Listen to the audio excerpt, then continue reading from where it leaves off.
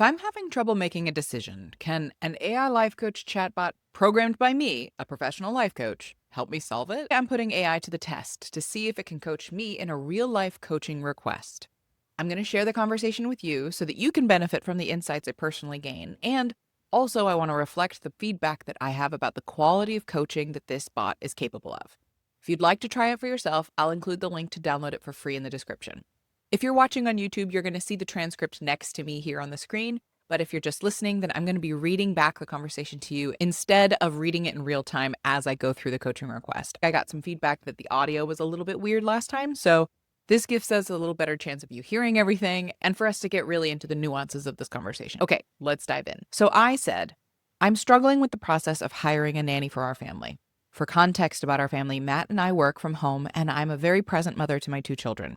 I breastfeed and often put my infant down to naps throughout the day, and I often see my toddler at lunchtime, kiss her and hug her before nap time, and see her at various points during the day. This means that I'm very involved with our nanny. I'm seeking someone I get along well with, and most importantly, communicate well with. We work together as a team around the kids, so my highest priority is compatibility with the nanny's personality. However, it also means a lot to me that this person is qualified as both a caregiver and household helper, meaning experience with Montessori, our educational approach, developmental growth, managing the needs of 2 young children simultaneously, and having the bandwidth and organizational skills to help with household tasks while the children nap or play independently. I'm truly looking for a unicorn of a human, and every time I go through this process, it's highly activating to my nervous system because the right fit is so important to me. I truly want someone who will weave into the fabric of our family for years, which increases the pressure to find the perfect person. But what I'm finding is that humans are humans. No one is perfect, and every time someone gives me the impression they are perfect, we've gotten burned during the hiring process. It's more likely that the quote perfect candidate is actually someone who has some things that aren't ideal about them up front. But those quote imperfections are things that I can accept or work around. Right now, I have 5 candidates I'm moving from phone interviews to in-person interviews, and I need help figuring out what I need to prioritize or pay most attention to, what questions I should be asking, and how will I know who's right for us. The elements that matter most to me are my relationship with them. Is there ease? Do we communicate well? How they relate to my kids? How do they play? How do they address big feelings? How do they manage 2 at the same time? How reliable they are? Will they miss work frequently? Will they stay long term for 3 to 5 years? And how proactive are they around household duties? Please prompt me with no more than 5 to 7 concise reflections and questions to my desired outcome. The bot says, what I'm hearing is you're not just hiring childcare, you're choosing who gets emotional access to the inner ecosystem of your home. No wonder your nervous system is acting like this is airport security for your children's souls. Here are 7 concise reflections and questions to guide your interviews. Okay, so right off the bat, it did not understand the prompting because this is intended to be a coaching conversation where we have a back and forth. It asks me a question, I give my answers, and it's a real-time exchange. This gave me 7 bullet points, basically, like a bunch of tips, basically, which is not what I'm looking for.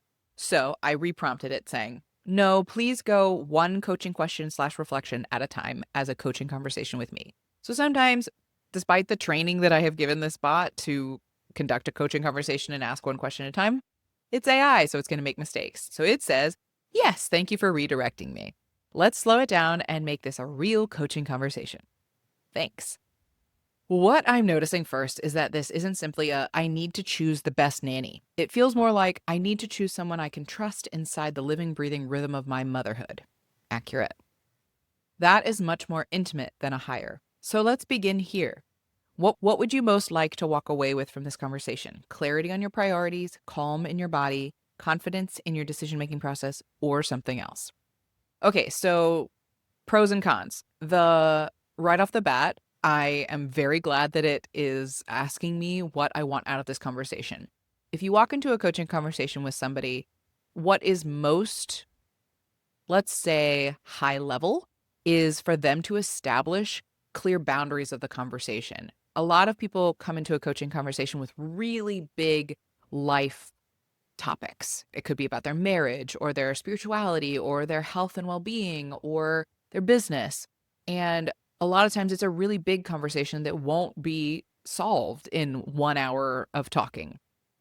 So a sign of quality coaching is that they establish a coaching request at the top of the call where we set a clear goal, a clear aim for where we want to end up by the end of it, because coaching can be a really meandering process. Like it gets deep quickly if it's done well. And we want to make sure that we come back to exactly where you want to be or get what you want when you walk away from that conversation. So the pro of this is it's doing that, which is great. The con is that instead of it just stopping with what would you most like to walk away from this conversation, it gave me a multiple choice, which what I've from having done this video or this series a few times now, I've noticed that it really likes giving multiple choice, and sometimes it really works and sometimes it's just completely unnecessary. I feel like this one was a little bit unnecessary in my opinion. It could have asked, what do you want to walk away from this conversation with? And I could have said my answer. I didn't need for it to give me options because then it tends to lead you. One of the qualities of a high level master coach is that there's very little leading going on. It's very open ended questions, and it wants the client to really fill in the information from themselves. So if you're giving multiple choice, that kind of takes away that opportunity and puts in answers for you. So, pro and con. I said to their question that I would say clarity and confidence in my decision-making process and knowing what matters most to me, aka my priorities, is what I want out of the conversation. It said, beautiful. So the outcome is clarity and confidence, not finding certainty exactly. More like building an inner compass that you trust even while the decision is imperfect. Here's the question. When you imagine choosing wrong, quote unquote, what are you most afraid would happen? Practically, emotionally, and relationally? I really like this question. It didn't need to say practically, emotionally, or relationally. Again, it's giving like that multiple choice thing, but it asked a decent question of like, what am I afraid of? A little bit of feedback here, because this is not a bad question, and I think it is a valuable question, but I think it came a little bit too soon. And by that, I mean, another sign of really quality coaching is that not only do you establish what the end goal of conversation is, but you really establish where you are, where you want to be, and then what that bridge looks like together with the client. It's a really valuable part of establishing a partnership with somebody where you both kind of know what path you're on together. And this one dives straight into what am I afraid of happening rather than saying, okay, so what you want out of this conversation is X. What's in the way of that?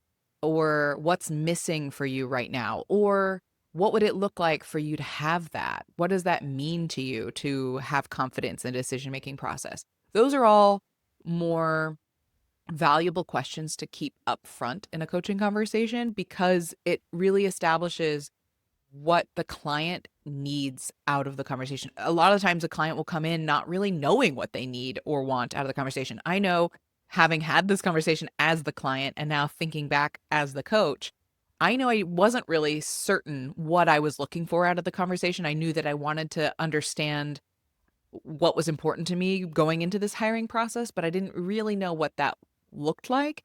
And you'll see what happens when you don't establish those kinds of parameters from the beginning. It can get a little rambly. Okay, so we'll go with what am I afraid of? I said that I'll have to start all the way over from scratch with this search process, which is incredibly time consuming, draining, and activating for me.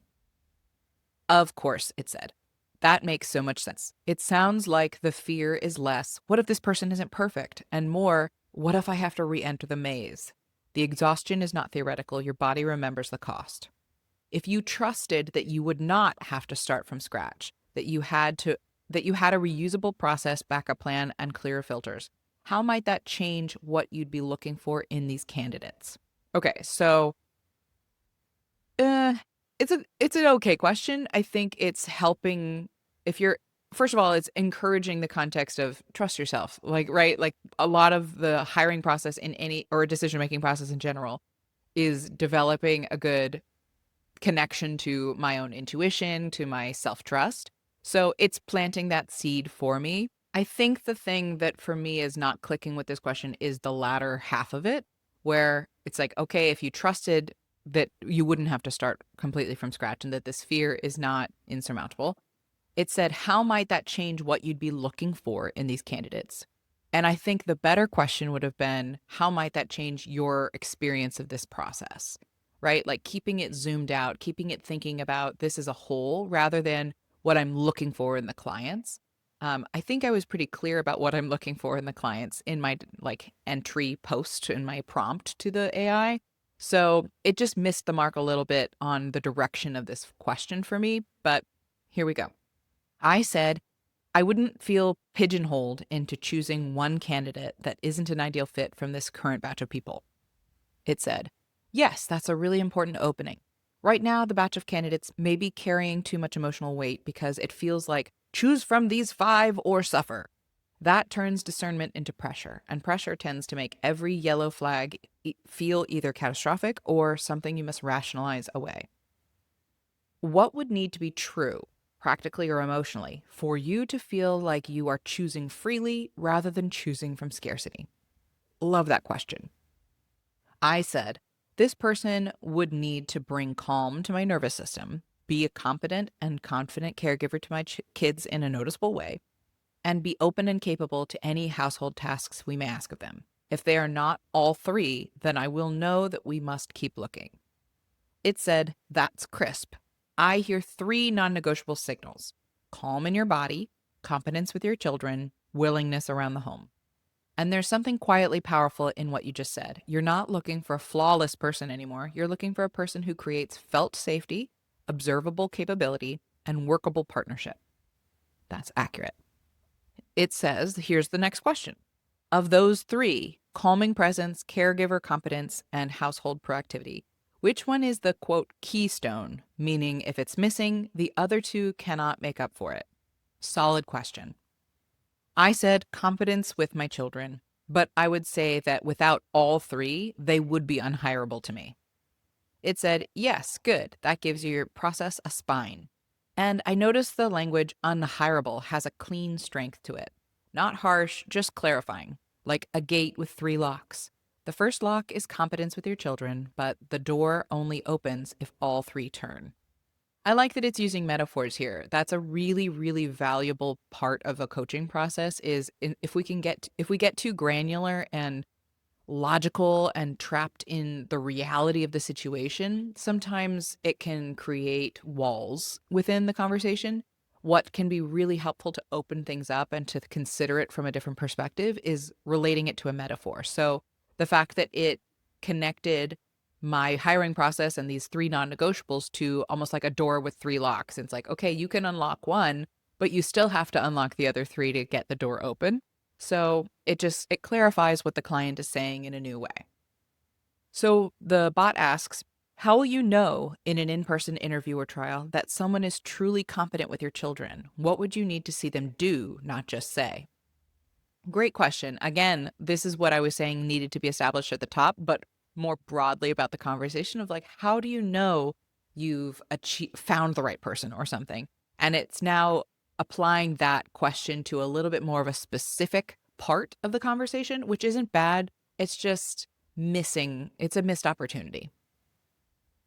So I said, I plan to interview them in person alone first to assess the calming presence and the household proactivity. And then if they pass those two, we will set up a trial day for me to see how they handle two children simultaneously and how they relate to my kids. It says, that sounds wise. You're building a two-gate process instead of trying to answer every question in one meeting. First, can this person be in my space? Then, can this person actually hold my children's world? What I'm also hearing is that you already have a decision architecture emerging, which is different from vibes and panic in a trench coat.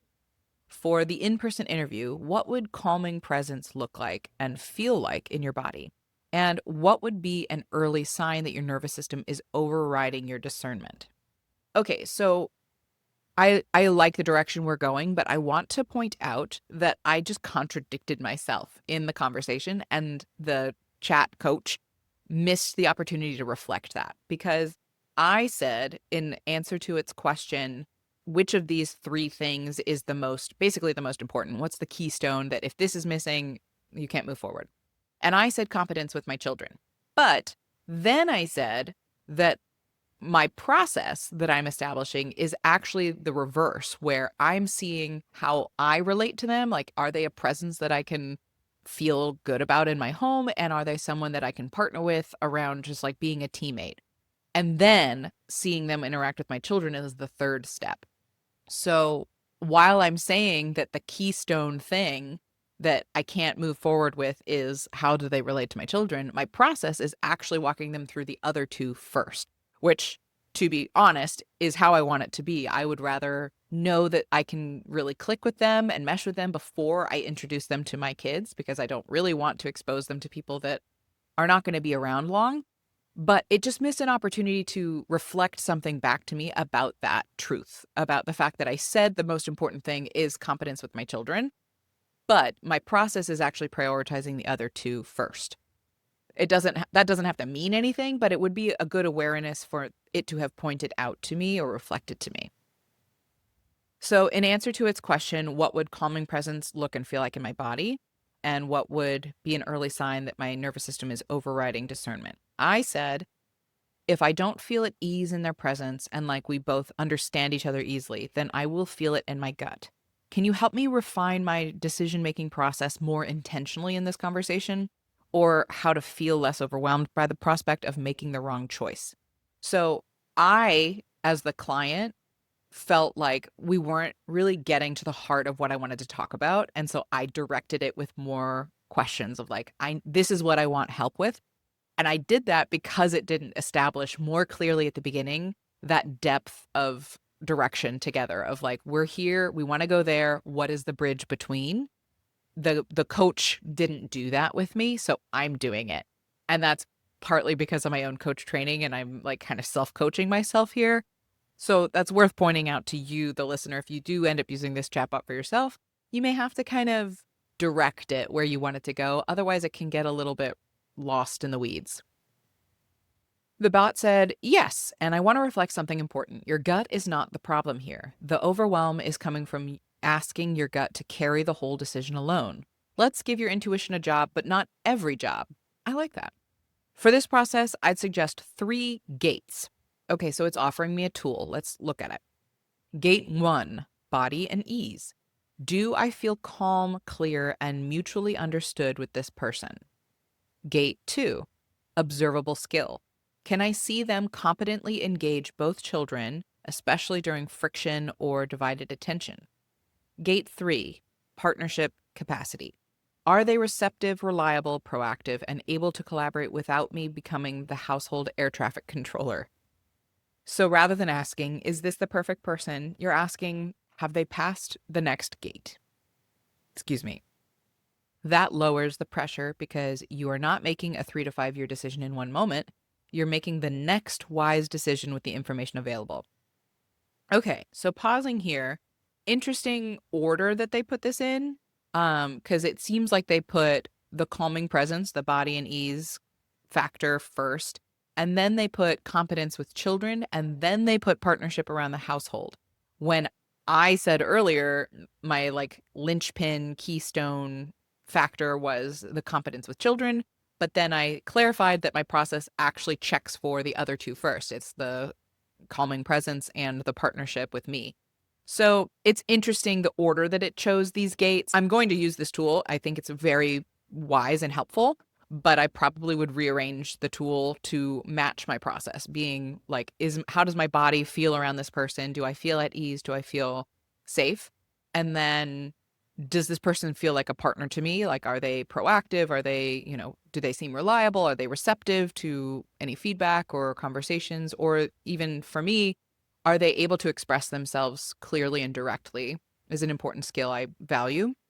And then are they competent with my children would be this third gate in this process that I'm doing. So I would just rearrange the tool, but I still find value in, again, the metaphor helps me think we need to pass through one gate at a time in this process and not try to get ahead to the final decision before we've even walked through these gates. So it says, here's the coaching question. What would help you trust yourself to stop at a no sooner without needing to gather more evidence, justify it, or feel guilty? This is a bomb diggity question, and you'll see why in just a second. I said, I like this gate approach and talking it through with my husband. The question is, am I going to be able to answer in a black and white yes or no to each of these three questions? I tend to pay attention to the gray in life and the possibility that everything's changeable and everyone's trainable. But in reality, I don't want to train required skills or work extra hard to make them work for us. So I need some support in making the no clean and simple for myself. So this is me acknowledging that one of my gaps, like one of the parts of this bridge that I need to build for myself in the conversation, is actually my relationship to the word no. How do I know when someone's a no? And am I willing to just trust that when I reach a no, it is a no and let that person go without thinking, well, this is a good quality and this is a good thing about them and I liked this about them, but this thing was missing. I need to decide what things can be missing and what can't. And that is the clarity that I, as the client, reached through this question. It was just a little late in the game for the conversation. Okay, so it said, yes, this is the exact place to refine. What I'm hearing is your compassion and intelligence can sometimes become a loophole. You can see the potential in people so clearly that it blurs the difference between trainable preferences and required capacity. So maybe the cleaner question is not, could this person improve? It's, would I feel peaceful hiring this person exactly as they are today without needing them to become meaningfully different? Now, because it didn't really ask me a question, it said, you should ask this question instead of this question. I just said, yes, because it didn't ask me a question. And so then it said, yes, that yes feels like the hinge. That's such a strange reflection. So here's the cleaner rule. You're not hiring for potential, you're hiring for current fit.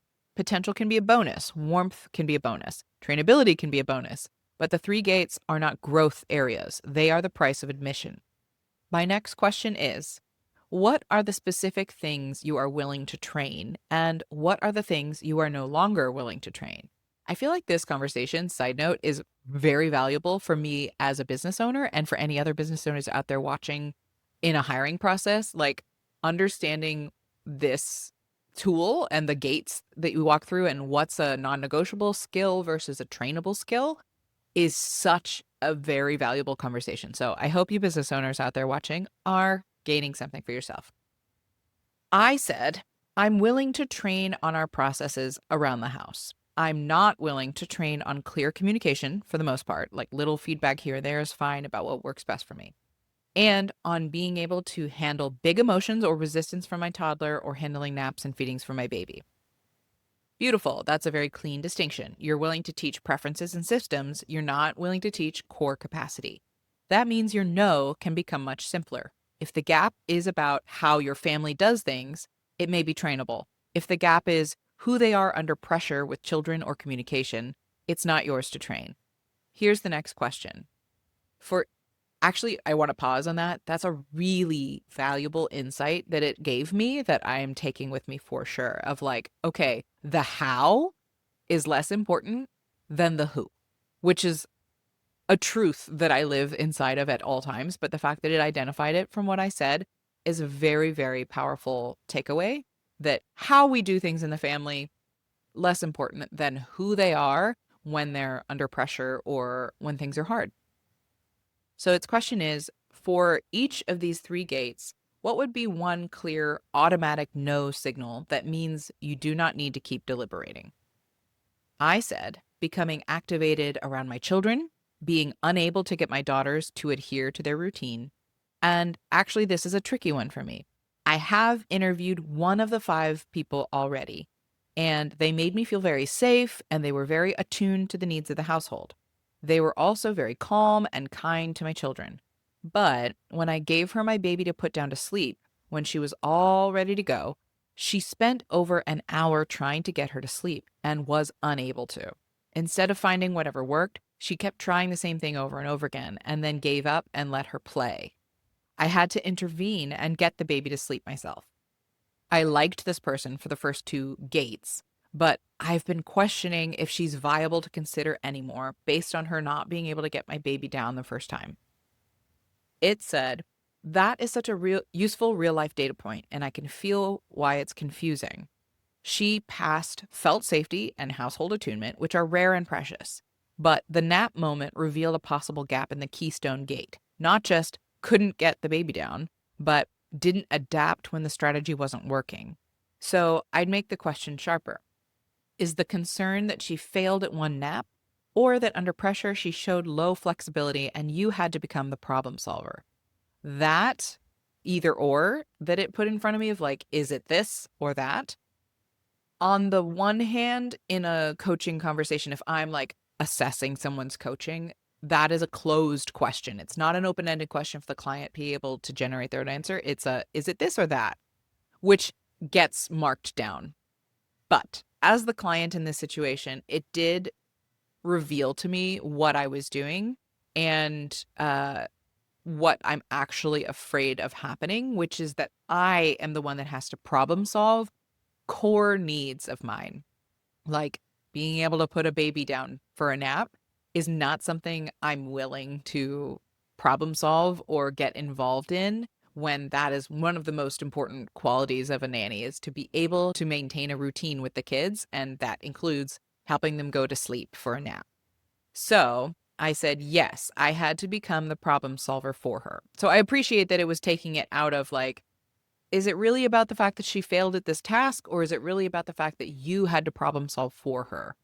So again, there's a flaw to the question, but it was revealing for me as the client. There it is. The issue is not the nap. The issue is that you had to leave your role as mother/employer and become her operating system, meaning the nanny's operating system. That is exactly the dynamic you do not want to hire. And yet, because she passed two important gates, this may not need to be an immediate no. It may be a targeted retest, but only if you feel genuinely willing. Would you feel peaceful giving her one more clearly designed trial moment? Here is the nap routine. If it's not working after 15 to 20 minutes, I want to see how you adapt and communicate. Or does even that feel like you're already training a core capacity? I said, I'm not sure. That's where I'm getting stuck.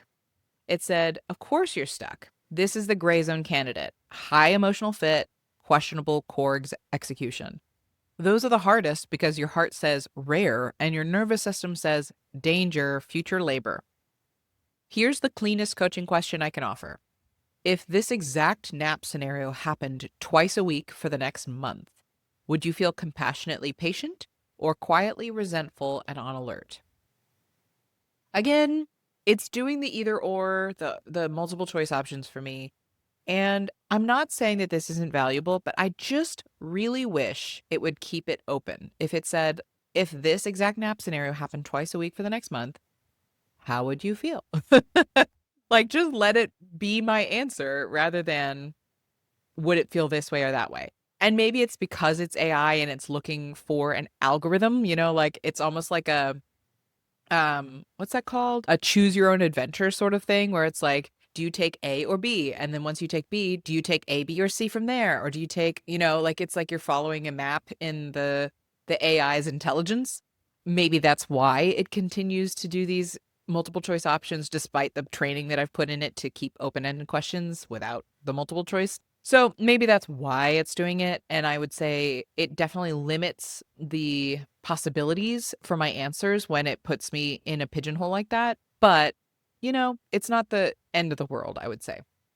So I said I would feel quietly resentful and like I'd made the wrong choice, which is true.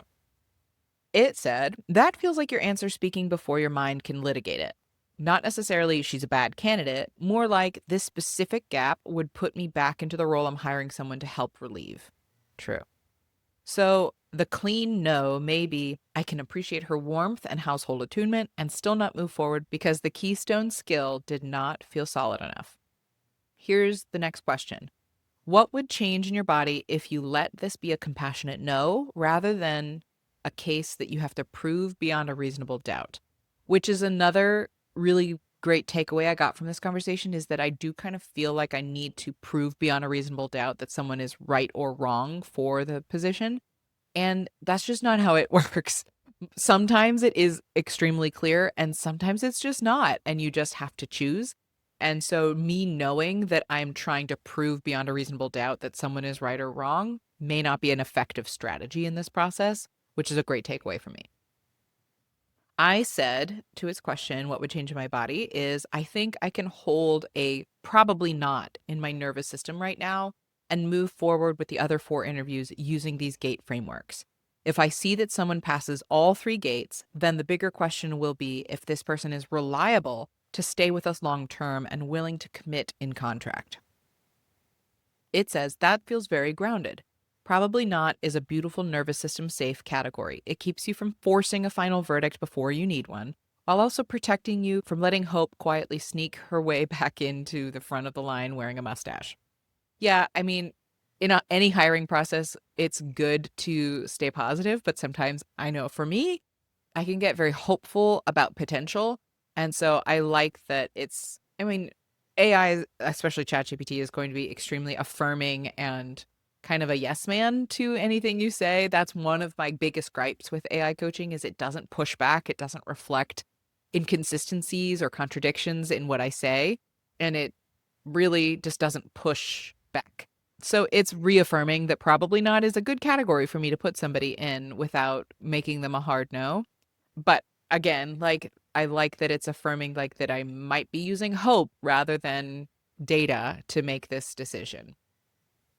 And then going back to what it said, and yes, I hear the next layer. Once someone passes these 3 fit gates, you then need a stability gate. So maybe your process becomes gate 1, do I feel calm and mutually understood? Gate 2, are they competent with both children under real conditions? Gate 3, are they willing and proactive around household partnership?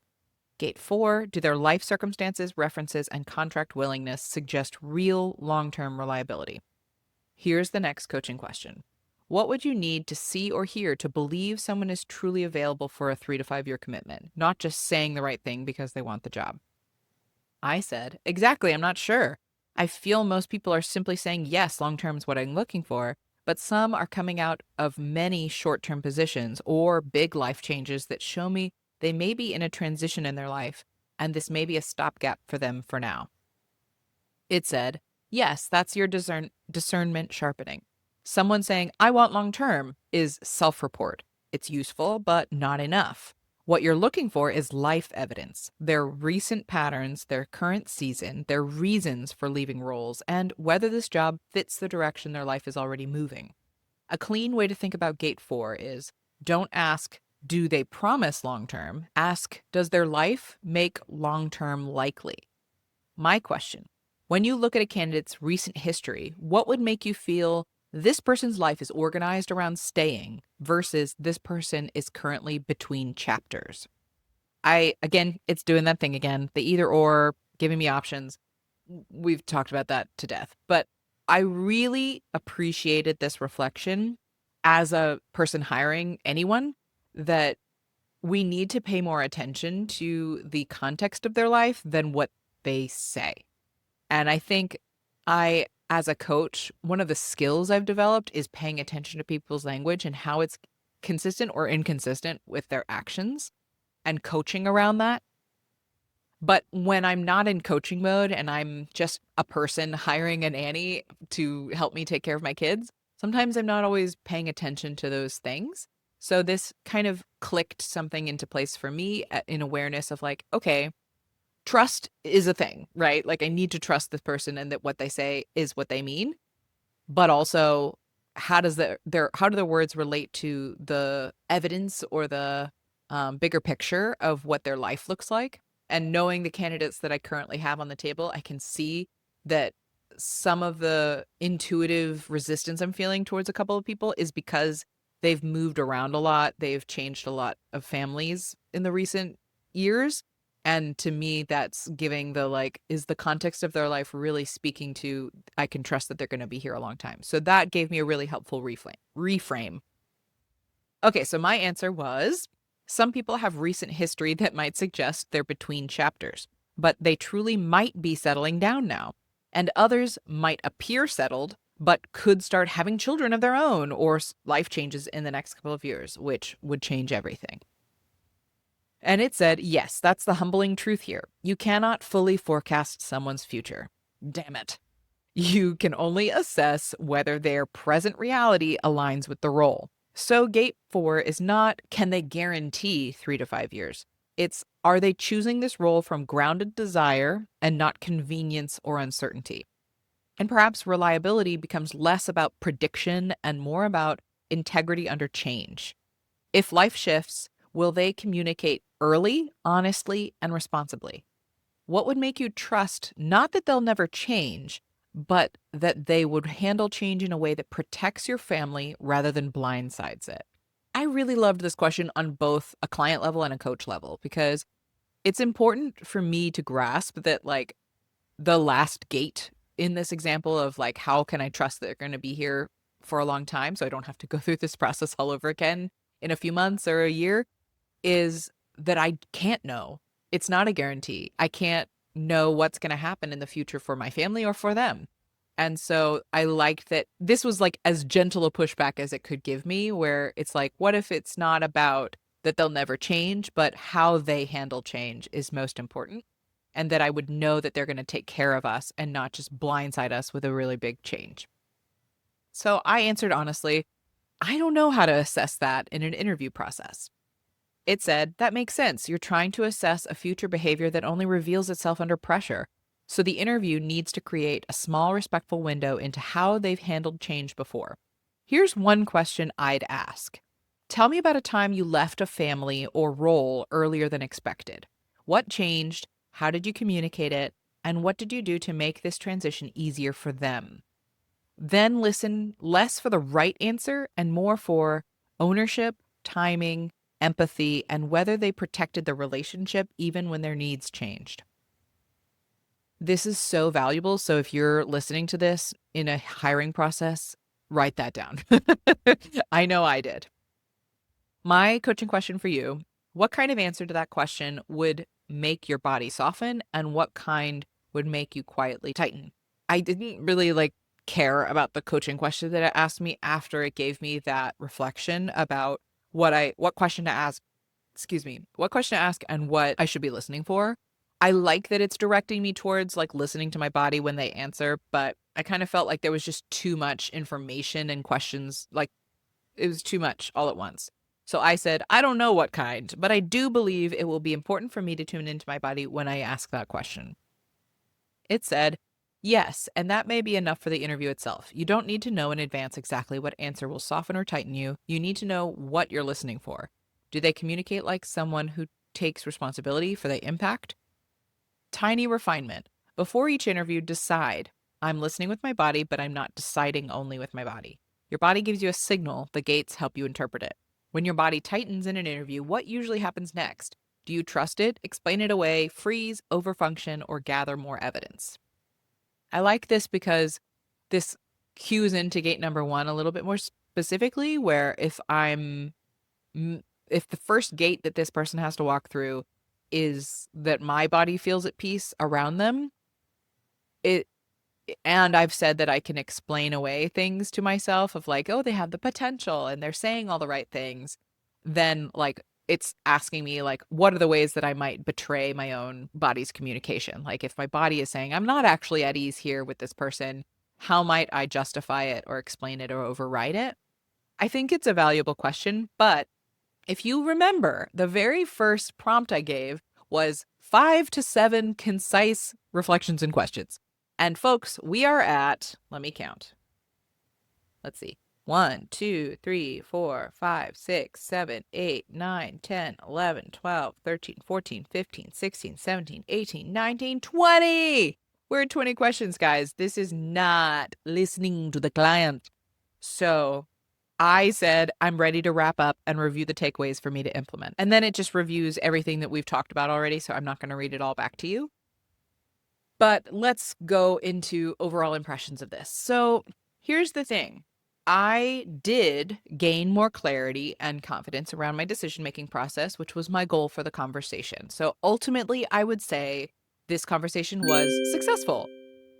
However, if I were assessing this conversation as a mentor coach, which I have done many, many times in the past, I would say that this is the lowest qualified coach credentialing I would give it. So, in the International Coach Federation, which is the global body that assesses life coaching, which, side note, for anybody who's not familiar with the life coaching profession, life coaching has one very big problem, which is that influencers can just call themselves life coaches, and just anybody can print a Vistaprint card and say, "I'm a life coach," and they are.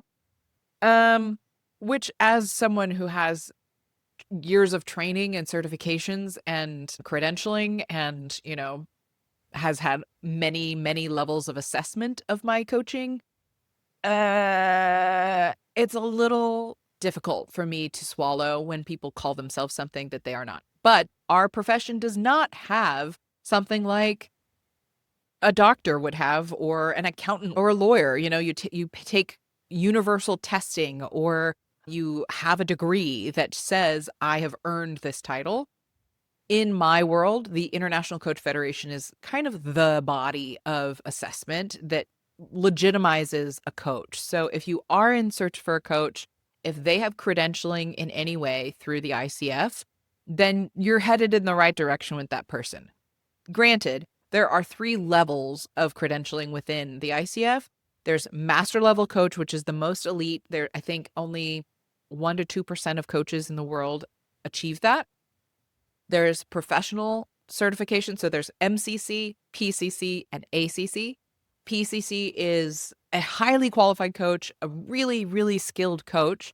They just either don't have the hours that are required for master level certification, or their skill set is still in development, but they are still a highly, highly qualified, trustworthy coach with defined skills in coaching. And then the lowest tier of coaching, which is still qualified as a professional level coach, but has skill building that's needed, is ACC.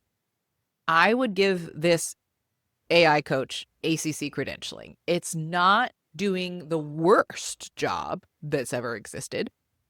It is not, however, a professional level coach or a master level coach.